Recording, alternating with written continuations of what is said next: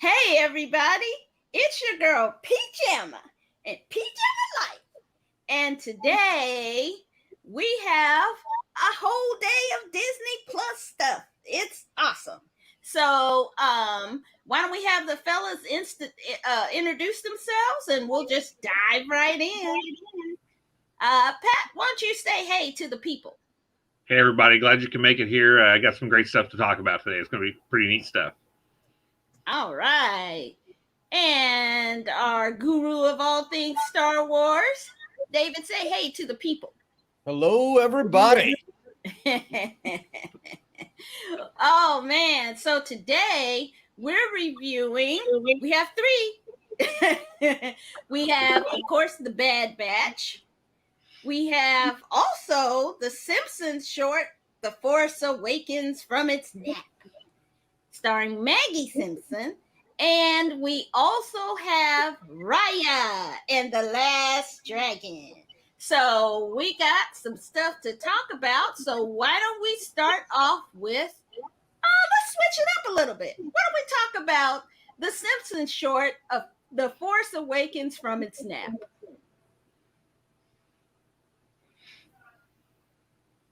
Oh, that's right. It is a short, so it's very short. So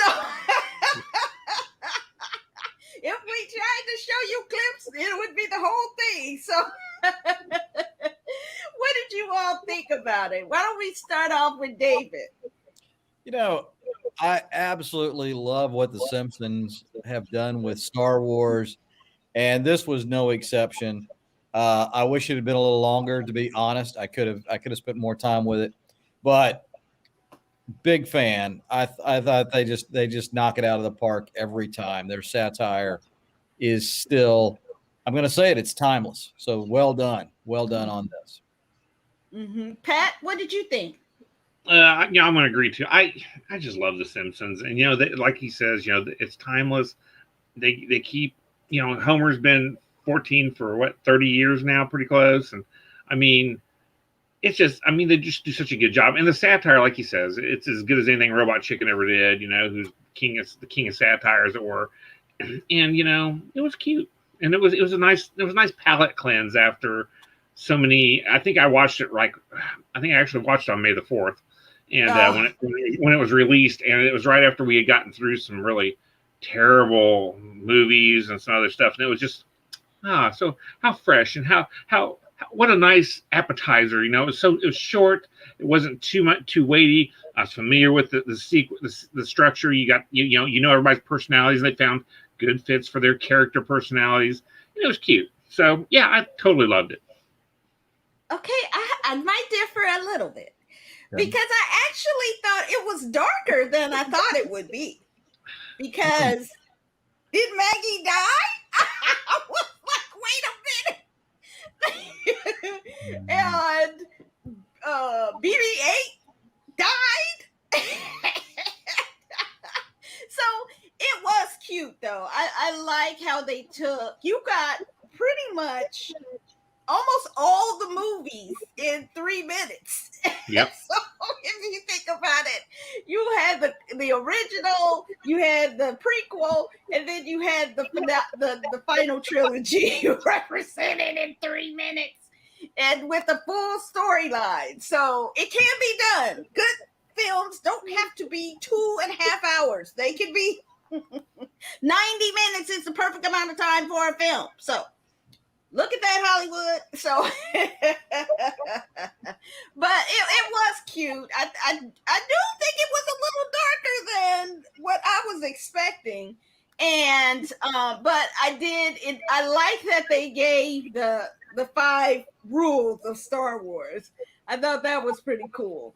And turns out it's true. So, so why don't we all liked it. I think for different reasons, and I think everybody should watch it. It's on Disney Plus. Okay, so let's now, why don't we talk about The Bad Batch, Decommissioned.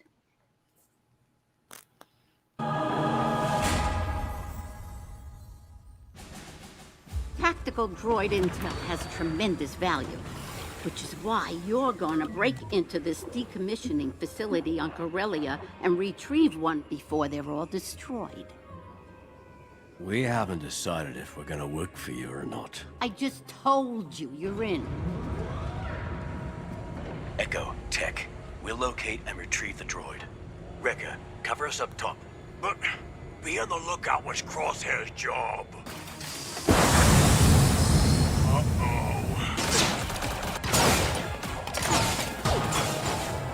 Rekka, the system's online. Now get down here. Good. Soldiers. Ikuni. Rekka?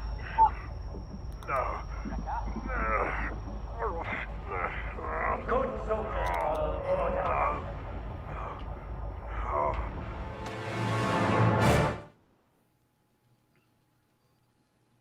Uh-oh. Something dark is on its way in. And Pat, why don't you talk about what you thought of this week's episode? Well, like you said, there's something dark coming back with Wrecker's mind. We've been kind of seeing foreshadowing of this for the past 4 or 5 episodes, really. I mean, since episode 1, when he's having the headaches and stuff, and you're starting to see it kind of still. I mean, they're keeping it in kind of just on the side. They want you to know that we're building towards this. There's going to be something going on. I don't know what it is. Mm-hmm. Yeah, totally going to happen with something and I do enjoy the Filoni verse, I guess would be the way to put it, where you do see characters from the Clone Wars show back up again. And those were definitely in the last season of the Clone Wars. They were working with Ahsoka at that time. The two other, I guess you'd say, pirates or whatever, trying to steal the droid. But yeah, they were there. And I was like, oh, yeah, I remember them.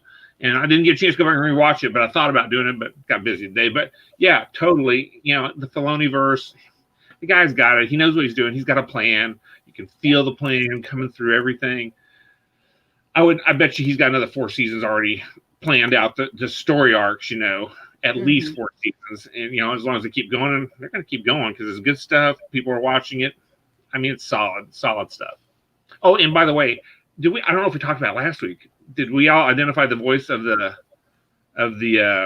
person giving them the assignments? Yes. Sid, The fantastic Rhea Perlman. I keep waiting for her to go, they're not powerboat salesmen from like Matilda. It's just like, oh, so good. Because my wife had not figured that out when we were watching. I said, you recognize the voice? Because she's a big Matilda fan and Cheers. And she didn't get it. And I was like, Rhea Perlman. She's like, oh my God, yes. And so, it's kind of a neat thing. And for those of you that are watching us, I mean, I got that last week, but yeah, totally. Great cameo. Reoccurring character.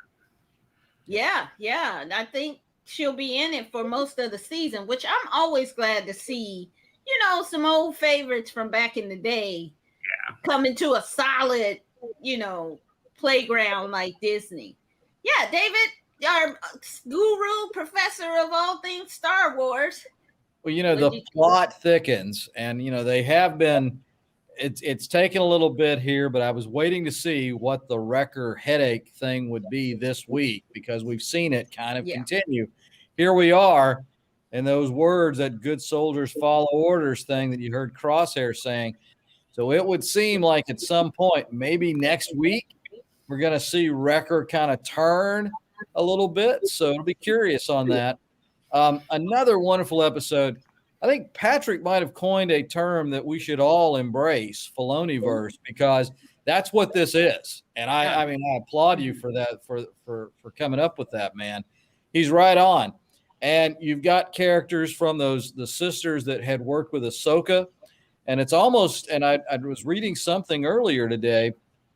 I do see this as almost kind of setting a stage for a prequel to Rebels. I mean, it's like the foundation of potentially the early rebellion, and wondering who that person was that the sisters were talking to. I'm going to say it's Ahsoka, but I've read some chatter that some people thought maybe Bail Organa, maybe even Saw Gerrera. One never knows. But this was a fun episode.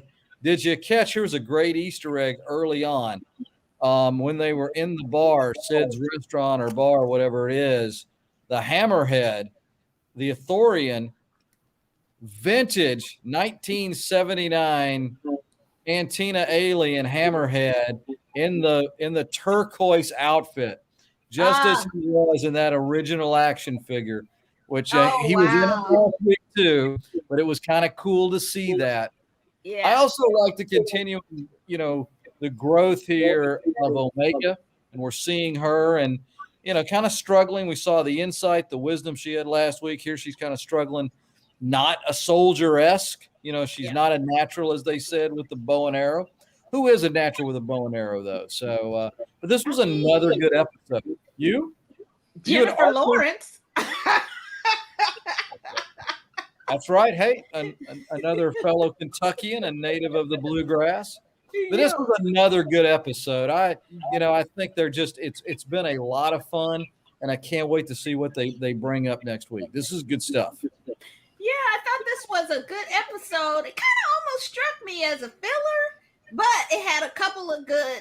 The action was very good in this one. Yeah. I mean, it just started and then kind of just kept going. But you did get those important pieces of information to build on. That Wrecker, there's something wrong either with his chip, or the chip is actually activating in him, which makes me wonder if they can activate it in all of them in some kind of way. So that will be interesting. And it'll be interesting to see what direction they go with Omega's character, because I'm constantly like, girl, go sit down somewhere. Why don't you sit down? You are always in the middle of stuff. Get somewhere where they don't have to keep rescuing you. So that part, I'm like, oh, kids.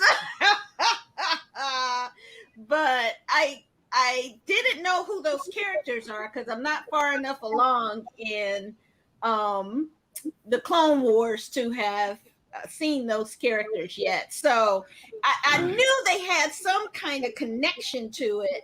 I just wasn't sure at what point they were being introduced into the story. But Rhea Perlman, I really hope that they work as mercenaries, which would make sense. That totally made sense for me. But the cliffhanger at the end, who did you guys think that the two ladies were reporting back to? Do you think it was the Jedi, or was it something more sinister? There's not enough Jedi at this point in the story to be reporting back to. It's someone nefarious. Survive, right? Oh yeah, okay, Yoda and Kanan, and there's a few of them, but they're in hiding. They're not. No, it's not a Jedi. I say it's Ahsoka. I think it's Ahsoka. It sounds like they're clearly not in favor of the Empire, the sisters. While they had certainly not been working for the good guys before teaming up with Ahsoka. And I tell you that I think you'll really like that story arc, Pam, when you get to that last season, because I do think it's very fun with their interactions. I think it's Ahsoka. I think she's what made a lasting impression. I would say it's going to be her, and with Filoni and his love of this character that has really evolved. I've started to rewatch the Clone Wars, and I've just said, all right, let's start from the beginning and go back, and to see her character evolve. Yeah. And, it's really something to behold. It's but that's my call. I think it's Ahsoka. What about you, Patrick? Maybe. I don't know. Maybe Filoni has his hands in the Mandalorian. He has his. I mean, he's really he's the Lucas now. He's one with the overarching story. He's one calling all the shots on where we're going towards. And I know he's had them in the past, and I guess I didn't even think of the timeline. That timeline would work. That they were just coming off their involvement with Ahsoka. So maybe I just feel like it has to be another adversary to keep the story moving. Maybe not maybe a new adversary we haven't seen. That would be fun. I'm always about new characters in a huge universe, new people. Yeah.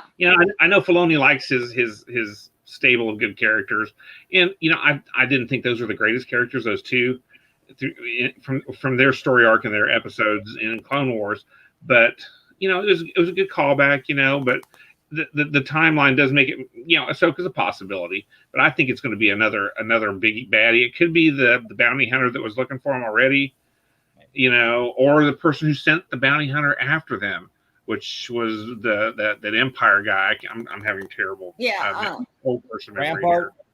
Yes, thank you. I want to say, I keep going back to Rebels. The guy that was the inside man. I can't remember his name now, but I see certain parallels in the storyline development. I think it's going to be an adversary. That's just me. No, Asajj Ventress. Haven't seen her. I loved her character that I've seen so far. I love me some Taj Ventress. I'm just waiting to keep seeing her episodes. I'm on season 4, so I'm catching up. So her arc last in season 3 was fantastic. So I'm her just and Hondo. Hondo's another character. Hondo's another character I love that came out of the whole Clone Wars, Rebels, and all that stuff. Hondo's a great character, and I wish we see him in maybe like the Mandalorian or maybe the Book of Fett, or whatever they're coming out with next. Yeah, that's coming or up. you can go to Galaxy's Edge to Black Spire and see the animatronic version up close and personal. Yes, he's there. That'll be exciting. We're gonna get there at some point.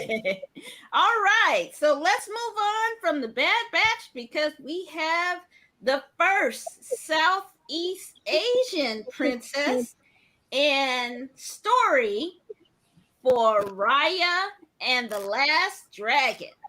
Let's see some clips from that on Disney Plus.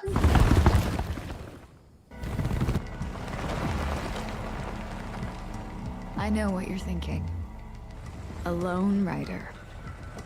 A dystopian world. A land that's gone to waste. How did this world get so broken? Their blades are especially designed for the stabbing of backs. If it weren't for them, none of this would have happened. They're the worst.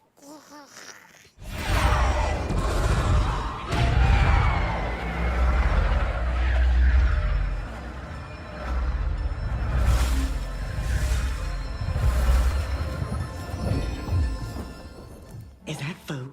I was so focused on saving the world, I forgot to have breakfast today. Today?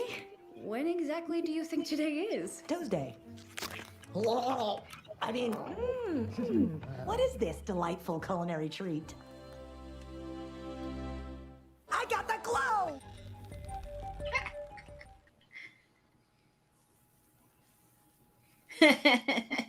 Now, I thought that was a huge reference to the original Last Dragon. So that was my Easter egg for the show.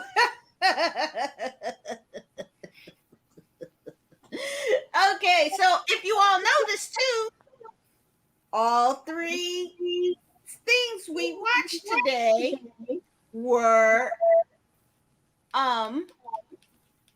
all has connections to what? Star Wars. If you think about it, there's characters in Raya and the Last Dragon who were also in Star Wars. So, or Marvel. So we have a whole Disney, and I'm glad of it. I hope to see Kelly Marie Tran. She was Raya. I hope to see her in as much as possible. And because I really think they did her dirty in Star Wars, but we'll talk about that in a minute. And the but the story I thought was, for me, really unique as a Disney story. I hadn't seen any story like this one in the Disney princesses story. I thought it was very different from Mulan. I thought it was very different from Brave or some of the other ones. And good for them for finally having a story that's connected to Southeast Asia, where, let's be for real, a lot of music and film and stories are coming out of. So kudos to Disney. And I thought it was a really interesting story because this story did not have a love interest, which most of the princess stories or the cartoon have some kind of love interest, and you just had two badass chicks, you know, fighting and friends to a degree, but there wasn't a love interest. So I thought that was really different for Disney as well, and it seemed like a traditional story, but a very interesting one that paid homage to a lot of traditions and stories from that part of the world. So I really praise Disney for their uniqueness and looking at stories from different lenses from around the world. And I thought that I thought it was interesting that there were parts of the story from a lot of different Southeast Asian countries.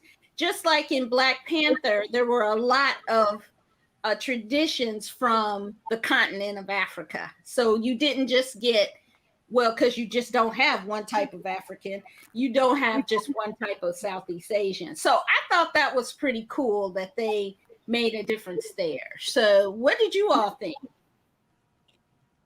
Well, I'd say it was like, finally, this movie is free, or, I'm already paying for Disney Plus. Yeah. Finally, it was coupon day in the home to be able to watch it.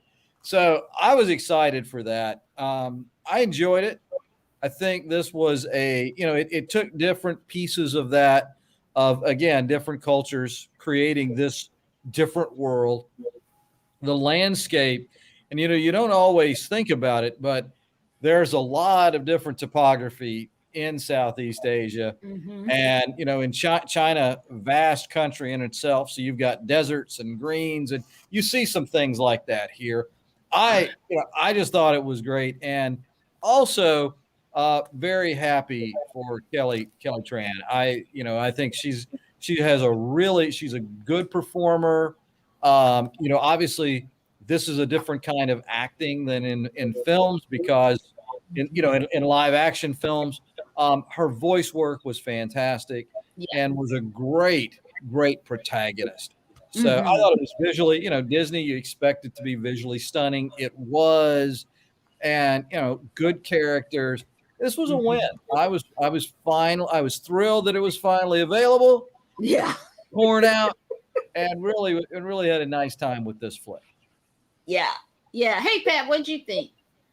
Okay, I like the movie. I will say that up front. Uh-oh. It was a good solid 8. And that's low for a Pixar movie, just FYI. I mean, Pixar movies, look at Coco. That was an 11. Was it Pixar? It was Disney. Huh. Sure. Yeah, maybe. Okay, sure. Same company. So it's still a 7. But okay. I felt the story was unique. Yeah. You're right. There were other, there are other Disney stories that did not have a love interest. Brave, for example, Brave did not have a love interest. But they did have some little kids running around doing really snarky things, just like we did. It felt really reductive to me. Really? I had seen all these elements before. They just picked them out of other movies and slung them in here. And, here's some cute kids that can do really cool stuff. We can't do cute kids. We already did that in Brave. Let's just one kid with some animals. Yeah, cool. Put them in there, And, let's do different topographies and different environments they come from, just like we did in Black Panther. Great idea. Let's do that too. It felt to me like there's a lot of mishmash of old ideas, put it into a new hat, shake it up, and put it in the pan, see what it bakes out to be, which was weak, but I enjoyed it. Okay. And here's my other gripe. How many of you, I don't know if either one of you has watched Big Mouth on Netflix. No. It's an animated thing. No, missed it. Okay, the dragons look like a cross between the hormone monster in Big Mouth and My Little Pony. The dragons were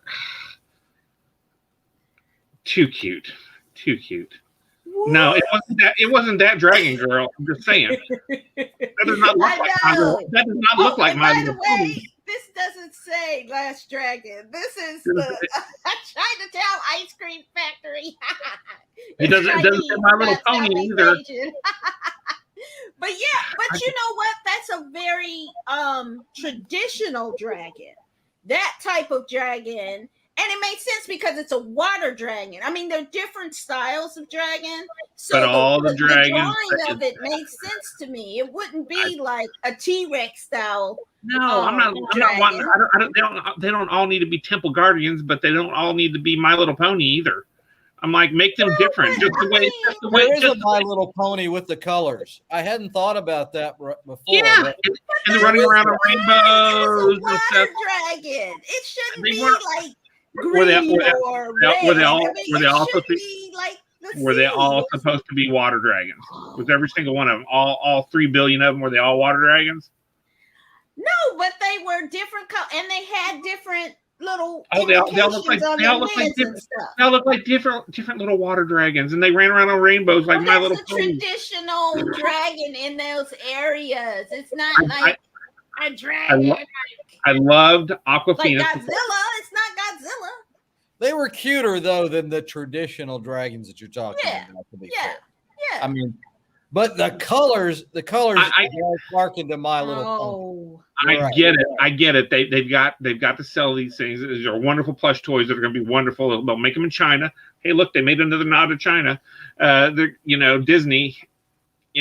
They're trying to keep the world's largest market happy. Well, yeah. Which is why they do a lot of stuff that's kind of sketchy, with other parts of their business, which is fine, and I don't care. I love Disney stuff. Don't get me wrong. I pay for their thing gladly. I ain't paying for the damn movie, but I do pay for their stuff. So coupon day, like you said, Dave. But so I'm like, I loved it. I wanted to love it more. But there were just so many things that just felt reductive. Now, one thing that I did was talking about was that I thought Aquafina was good, right? She's the best. And I'm glad to see her in anything. I want her to get all the jobs. I just think she's hilarious.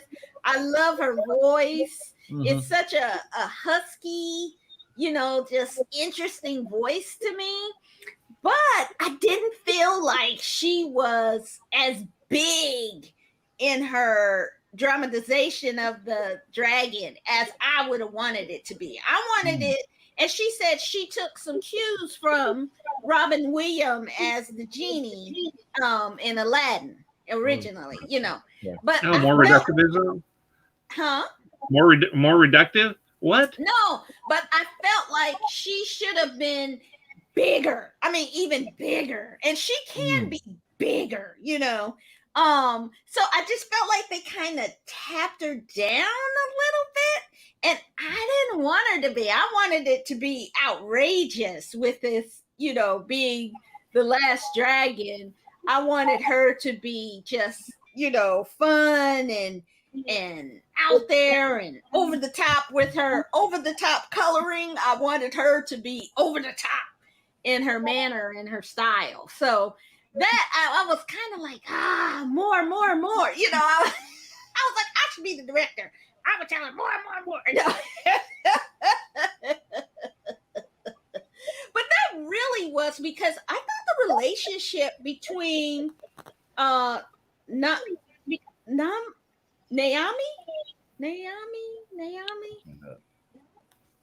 okay, the bad girl and Raya. I thought that because that took a turn for me. I had no idea at the initial. Sorry if you haven't seen it. It's been out for a while. That we lost Pat. There he is. Sorry. That they were so cute, and I was like, oh, this is gonna be nice. And then, oh no, it broke my little heart. But then how they portrayed both of them as neither one was all good and all bad. I thought that was really interesting for Disney to have that ambiguity in both characters, which, you know, usually it's bright white, bright black, you know, they're just good and evil, but this wasn't. And so that part I appreciated more. The sophistication of that, to me, for a kids movie was really different, and I appreciate it. Carried a lot. I mean, it is a Disney princess story, so I was kind of like, okay, you're gonna get the funny haha little creatures. You're gonna get that. You're gonna get the smart aleck kid. Who, that little kid actor, I tell you what, that kid actor is great. I hope he gets a lot more work. He was really good. And Benedict Wong as Tong, he's always great. And Gemma Chan was the bad girl, and she's been in Marvel and Captain Marvel. She was the bad guy in that. One of the Kree, yeah. One of the Krees, Yeah. So they had some really great actors and really brought this kind of different story to light. So I'm hoping that Disney keeps on this train of telling, you know, different stories. They're going to always add that stuff in their pack. So I don't know when they're not going to have. I get it. I understand they got a formula. They got to follow the formula. Yeah. Because I'm going to tell you what, a kid will sit there and look at that dadgum. I guess they don't have DVDs anymore, but stream it put like on repeat 500 times. That's what the parents' algorithm. I get it. Yeah. So I would be interested though to see the merchandising. I don't even know what the merchandising is gonna. Although I did, if you shop at my favorite store, Aldi's, they do have a character, a Raya character that they're selling at the Aldi's. So, and it's pretty big size. I think it's about this tall. So it's a pretty good size action figure. So, well, they've had a robust toy presence out. Yeah, they do. Okay, they do. But it you know, what you had said though about the ambiguity, some of these characters, that it wasn't so cut and dry. Mm-hmm. It did kind of make me wonder about the targeting for this film. And I mean, we've seen stories that have had more areas of gray before, but it did seem a little bit different in that regard for Disney. Yet it's still promoted, you know, with the merchandising, you know, for kids as Disney would do. Yeah. And it's a really good quality stuff by the looks of it. Just sitting out in the stores. So Disney will love that plug, as we sometimes don't always take a great praise of everything they do. They're like, oh yeah, well thanks. Yeah, plug our stuff so we can keep buying our merchandise. So yeah. So they should send us some of that stuff. So that's right. Disney, if you're out there, I love swag. You can just send me some of your swag. But that is it. Any final words about Raya and the Last Dragon? Because, what was I going to say? Oh, okay. So here's the thing, though, I thought was hilarious to me. I don't know if anybody else thinks about it. But so, of course, after I watched it, I was like, I got to watch the Barry Gordy's The Last Dragon now. So if you haven't seen Barry Gordy's The Last Dragon, it's a classic and perfect for the summertime. But it's hilarious. It's nothing is related except when the cute Sisu goes, I got that glow. So go watch The Last Dragon and have a good laugh at some 1985. Yes, 85. It screamed that year like no year. It was the quintessential 80s. Oh, enough. I mean, if you didn't understand what the 80s were about, go watch Barry Gordy's The Last Dragon. Yes. everything about the 80s is in that movie. It is. Bruce Leroy, one of the great all-time heroes in cinema history. And Show Enough, one of the best villains of all time. Who's the baddest mofo? Show Enough. So go have some fun, eat some popcorn, you know, put on your leg warmers and go enjoy some fun family oriented movie. So that'll do it for us this week. I guess my computer is telling me time's up. So we will wrap it up right now. And any final words, David? I would just tell everybody, all the starfighters out there, to join me as we defend the frontier against Zur and the Armada. Nice reference. Good job. Good on you for that one. I love that movie. I do too, man. I can't even follow. I mean, that was the first CGI stuff. I mean, I can't even follow up on that other than just wash your hands, stay safe, get your vaccine if you ain't been there yet. I mean, come on. What you waiting for? Other than that, watch the movie. Yeah. Were you referencing The Last Starfighter? Heck yeah, he was. Oh my gosh. Oh my gosh. Yeah, he was. That is an awesome movie. Great movie. You die. It is awesome, man. Final words from villains in the history of movies.